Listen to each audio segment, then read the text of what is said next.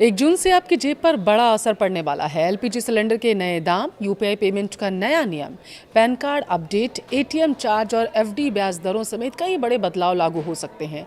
Railway ने भी कई ट्रेनों को रद्द और डाइवर्ट करने का फैसला किया है। ऐसे में जून शुरू होने से पहले इन सभी ज़रूरी बदलावों को जान लेना आपके लिए बेहद ज़रूरी है, इसलिए वीडियो को लास्ट तक ज़रूर देखिएगा। नमस्कार, आपके साथ मैं पल्लवी रविंद्र सिंह। देखिए, मई का महीना अब खत्म होने वाला है और इसके साथ ही 1 जून से कई बड़े फाइनेंशियल बदलाव भी लागू हो सकते हैं, जिनका सीधा असर आम लोगों की जेब यानी कि आपकी ज़िंदगी, रोज़मर्रा की ज़रूरतों पर सीधा पड़ेगा। ऐसे में अगर आप पहले से नियमों की जानकारी रखेंगे तो बाद में किसी भी तरीके की परेशानी या अतिरिक्त खर्च आपको नहीं उठाना पड़ेगा। सबसे पहले बात करेंगे यूपीआई से जुड़े नियम में जो बदलने वाला है। क्या होगा वो देखिए। एनपीसीआई ने यूपीआई फ्रॉड कम करने के लिए नया नियम लागू करने का प्लान बनाया। नए नियमों के तहत 30 जून 2025 से सभी यूपीआई ऐप्स को पेमेंट से पहले ही केवल असली बैंक रजिस्टर्ड बेनिफिशियरी का नाम दिखाना होगा। यानी ये 2025 में लागू किया गया था और अब जो है उसे बताया जा रहा है कि पूरी तरीके से लागू किया जाएगा। यानी अब क्यूआर कोड, मोबाइल नंबर या यूज़र डिफाइंड नाम की जगह उस व्यक्ति या व्यापारी का वेरीफाइड नाम दिखाई देगा जिसे आप पैसा भेज रहे होंगे। इससे फर्जी नाम दिखाकर होने वाले यूपीआई फ्रॉड में कमी आने की उम्मीद जताई जा रही है और यूजर्स को पेमेंट से पहले सही व्यक्ति की पहचान करने में भी मदद मिलेगी। दूसरा बदलाव जो होगा माना जा रहा है एलपीजी के रेट्स में बढ़ोतरी से जुड़ा होगा।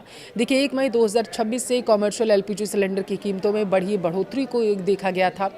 19 किलो वाले कमर्शियल सिलेंडर के दाम तकरीबन 993 तक बढ़ गए थे, जिसके बाद दिल्ली में इसकी कीमत 3071 रुपये 50 पैसे और घरेलू की सिलेंडर की अगर बात करें 14 किलोग्राम की, तो इसमें कीमतों में कोई बदलाव नहीं किया गया था।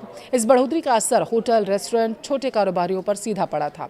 अब 1 जून से भी एलपीजी सिलेंडर के नए रेट लागू हो जाएंगे, क्योंकि तेल कंपनियां हर महीने की पहली तारीख को कीमतों की समीक्षा करती हैं।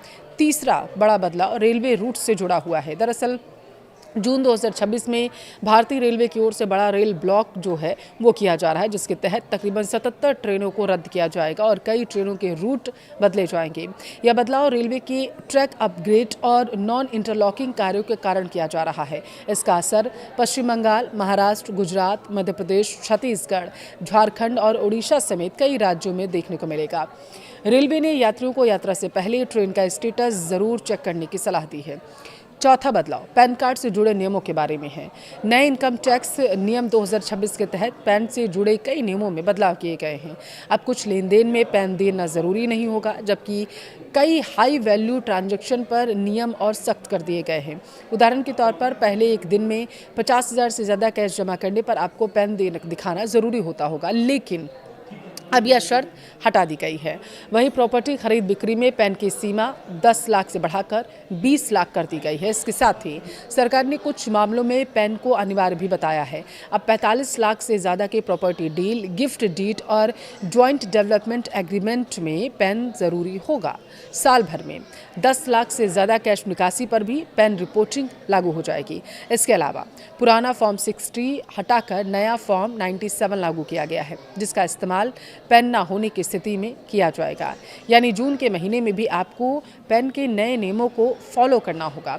पांचवा बदलाव सोलर पैनल से जुड़ा हुआ है।